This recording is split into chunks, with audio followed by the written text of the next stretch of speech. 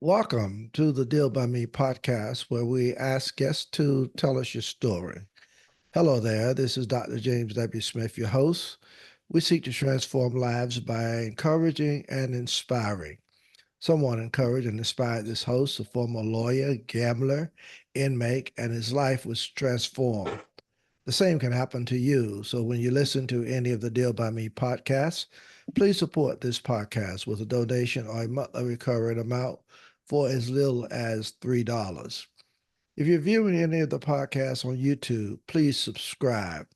To supporters of this podcast, we say thank you. Check out my encouraging, inspiring, and transforming books.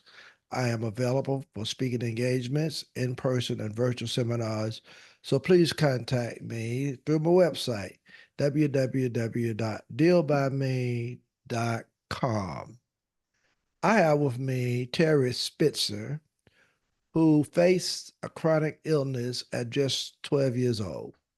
She was diagnosed with a severe health condition that could have easily overshadowed her life's potential.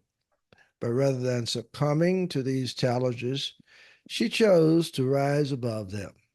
She set high goals for herself, not for accolades or recognition, but to prove her own strength and capabilities.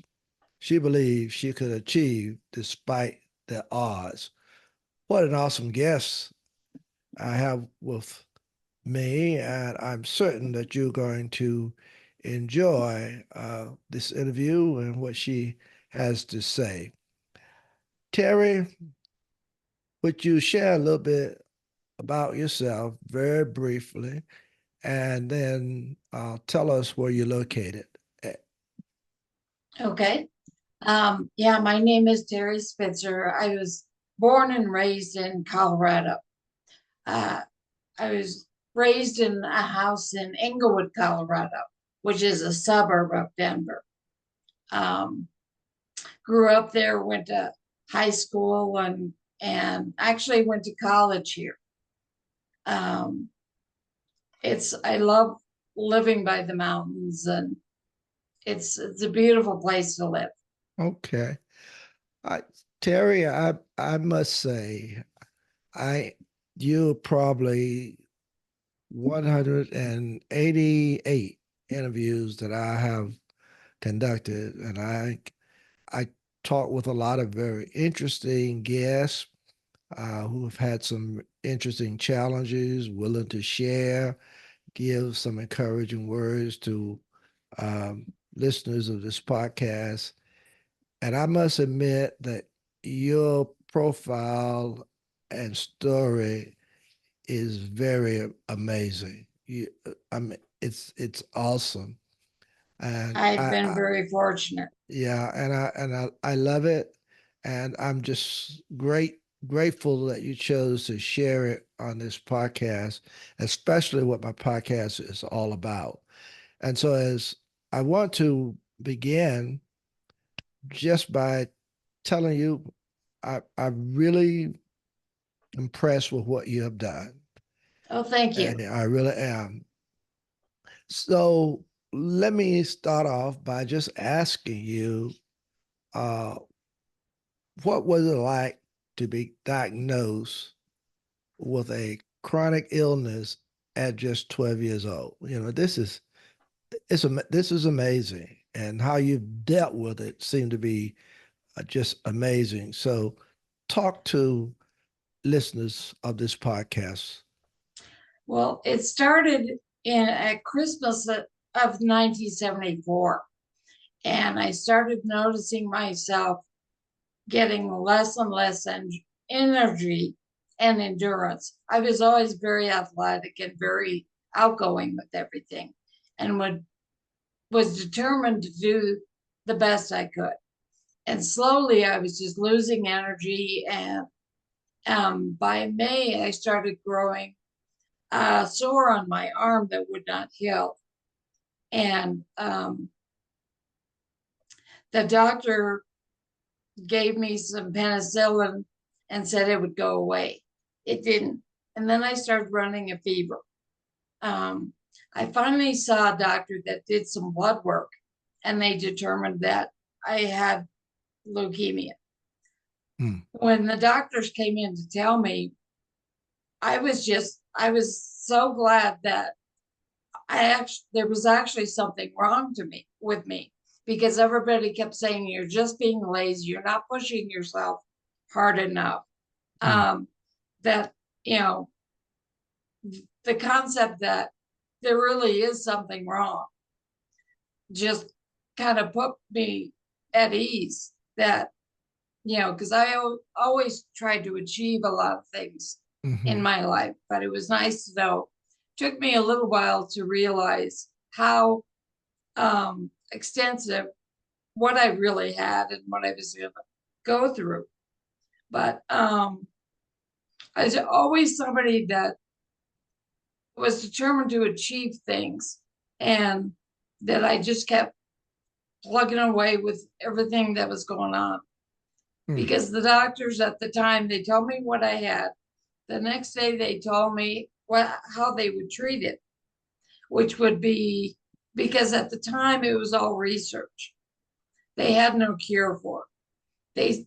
The doctor said I probably had less than a 10% chance of living 6 months, which I didn't really take in perspective at the time. But they said that their way of treatment would be I would be on 3 years of chemotherapy. And once I went into remission, um, I would go have radiation done to the head in the event that the leukemia had gotten in the spinal cord and gotten to the brain. So I went into remission within a few months of the chemotherapy. And then I did the massive doses of radiation for 30 weeks. Um, the side effects of the medication definitely kept me feeling, I had a definite effect on my life. I Wow. lost my hair several times. One of the medications was prednisone, and it just really filled me full of a lot of fluid and made it more difficult to do the tests of the bone marrows and the spinal taps that they did fairly Okay. frequently. Terri, at this moment, how long have you been dealing with uh, this condition? Um, Next year, it will be 50 years since the doctors told me I had less than a 10% chance of living 6 months. Oh, wow. What what an exciting At the thing to, time I was hear. diagnosed, I was older than most of the kids too. And you'd see the little kids around, and then you wouldn't. So, and after thinking about what the doctors had said, it finally hit me that this was serious. Mm. But at the Okay. same time, it was like, I'm going to do this. Okay. All right. Well, I'm excited to hear what you have to say. I typically want to kind of keep it as brief as we possibly can within this about 30 minutes that I have. Mhm. So I'm going to kind of move through, but ask you some, questions, and hopefully, you can give me some answers that's pretty brief as we move along. Sure. How do you maintain high goals? Because it seems like you've done so much, you just have not given up. How have you done this uh, despite the side effects of medication? I learned different ways to do things. Learning came very easily to me before the leukemia, but with the side effects and everything, um, I could study for a test the night before, and then when I went for the test, I couldn't remember any of it. So I had to learn how to do things. I'd write things down. I'd put them on tape, and I'd re-listen to them so that it would make sense. It was more work, but it allowed me to succeed in remembering and learning things. Oh, okay. I know that you in your profile, which is so very interesting, I note that you began working in healthcare. Yes. Okay. What led you to do that? Was it because of what you were going through and you wanted to share with others uh, how they could basically move through their different challenges? Is that basically the reason you chose that career, or is there some other Yes. reason? I would Okay. have liked to have been a doctor, but I didn't have the intelligence and the perseverance to do that. I So understand. healthcare was the next best thing. Okay. Um, I worked at Spalding Rehab Hospital, working with individuals that had had strokes or head Uh, injuries. But okay. the idea of making someone see what they could do instead of they knew what they couldn't do, and being Hmm. able to allow them to be successful in their treatment.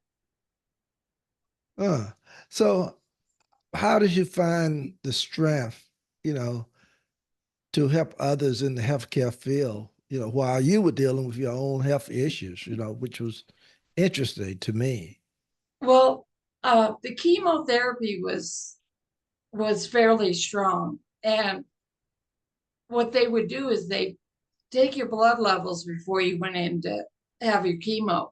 If your blood levels were high, they would increase the dose of the medication, which also increased the dose of the side effects. I realized I had finished chemotherapy at 16 by, but I realized when I was 25 that at that time all the chemotherapy was out of my system Hmm. because I could um, exercise and do all the athletic things I like to do and push myself to the limit, which I couldn't do before.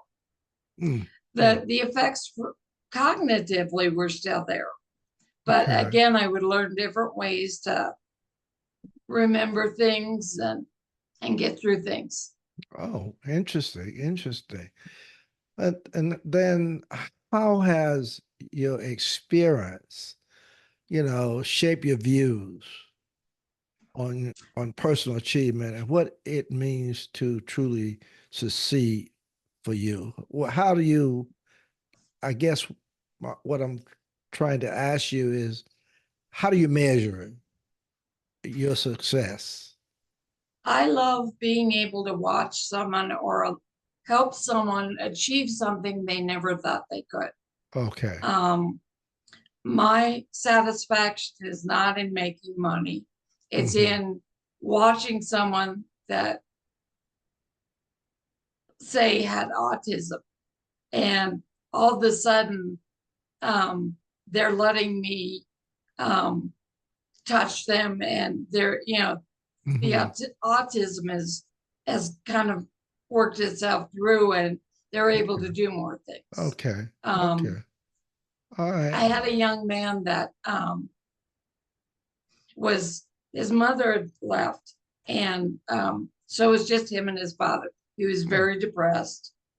Um, he and I worked on different things, like we play in the pool and we um, hunt for things. And what he didn't realize, it he thought this was just fun. It was exercise. He ended up losing some weight, um, and eventually I got a call from his psychologist that said, "What are you doing with this kid? This kid is a totally different kid. Hmm. He says more self-esteem. He loves what he's doing." And that in itself was my reward. Oh, That, okay. seeing them achieve things that they didn't think they could do. Wow. That's awesome. I mean, awesome. Well, I'm just so excited and elated by your story. It's just amazing. I pastored a church for 32 years, just retired back in the last of 22 Mm-hmm. and stayed out for 6 months. And now I'm back as an interim pastor at my home church who lost her pastor abruptly, where I've been now for a little over a year. But before I retired from my church of 32 years, I wanted to start a podcast. And this is what I'm doing now. Hmm. And I've been doing this for about a year and a half. As a matter of fact, you will be 188 interviews that I've done since Wow. doing this. And one of the things that I wanted to do it was to have people come on, share their stories, and have them to share some encouraging, inspiring, and hopefully transforming words to listeners of a podcast. Because the podcast is about encouraging, inspiring, and transforming. You are an excellent guest. I Yeah, want to thank you. share with an excellent guest. So I want to ask you, uh, what advice or words of encouragement would you give to any young people? And I want to just broaden it out some to anyone who is facing some significant health challenges and struggling to stay motivated because that's hard, that's difficult. Yes, it's And, very hard. and so, what would you say to them that would be encouraging, inspiring, and hopefully transforming? Probably a lot of what helped me is my support systems, my Okay. family, my friends, my doctors, Hmm. staying involved in some of the things I was doing prior to the leukemia at a different level. Oh, okay. Um, but staying focused on staying with the things that I like to do and that I could do. Hmm. Um, and I always liked sports. I had an older brother that was 6 years older, and he Okay. taught me how to play all kinds of sports. And by doing that, your life is changing, but you're staying focused on the things you like to do and the people around you that if you're having a bad day, they'll be able to realize that, find a way to help you out, you know, talk Okay. about good things and doing the things you like to do. Okay. Um, but knowing that there is a path through this. Mm, I love it. I love that. Listeners, please stay with us because I've got a few more questions that I want to ask of Terri. But first, I want to ask Terri, how can listeners of this podcast get more information about you? If you have a book, could you tell them the name of the book, how they can get it, and as much information as you possibly can? I know they would love to know this. Okay, the book I wrote it's called My Complicated Yet Wonderful Life. And it's a story of my life. Um, the oncologist that treated me for leukemia when I was 12, she and I have been friends all my life. And she's seen some of the things that have happened during my life. She said, "You need to write a book." Um, it just wasn't the leukemia that I went through. I would go on vacations and stuff with my mom and dad. One of the things my mom and I had done, we were actually in New York on 9/11. We were in Battery Park when we heard the first plane hit. We were gotten on the boat to go to the Statue of Liberty when we saw the second plane fly right over our head and go into the towers. So that was another experience that, you know, Oh, but wow. Okay. yeah, that was incredible. But I was able to go places with different family members individually and together and have a really good time. Okay. Unfortunately, in 1999, because of the radiation to the head, they found a brain tumor. the size, and when they did an MRI, it was the size of a baseball in Wow. the left occipital lobe. And they Okay. were able to take it out. But today I remain to have chronic headaches. Okay. But again, I focus on things that I like to do that kind of diversify the Okay. attention to the headaches. Now, could you tell us the name of the book again? It's My Complicated Yet Wonderful Life. Okay. All right. I struggled through a couple of health issues. Okay. But in the midst of all that, I did things with family and friends that were really a lot of fun and inspiring. Okay. Okay. I got you. Um, let me, well, first of all, thank you for sharing it with listeners of the podcast. Mm-hmm. Now, in your book, I think you talk about how you discuss perseverance and overcoming adversities. So, what key, what key message do you hope readers will take away from your story? Not to give up, that Okay. there are times that, it's like, I'm tired of this. I don't want to do this anymore. And you've got to stay focused that you can get through this and utilize the people that are the strongest for you to help Okay. you get back into the mode of, Mm. I'm going to do this. Okay. Okay. I won't let this take me. Hmm. I love that. I love that. So how do you cope then with the emotional and the physical aspects of living with a chronic, illness, at the same time maintaining a positive outlook? It's How do you do that? by staying involved and seeing people and helping people that need help.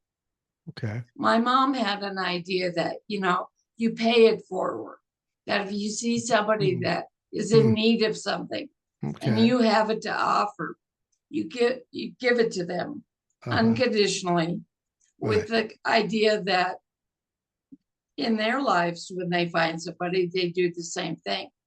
And that Okay. is just a vicious concept of you do what you can do for other Hmm. people. Oh, okay. And it comes back in spades for you. Mm. I got you. I hear that. You know, um, as we bring this to a close, the conversation with you has been very, very uplifting, even to me. Uh, I've gone through a few things myself, challenges that I've had to overcome, Mm-hmm. and when I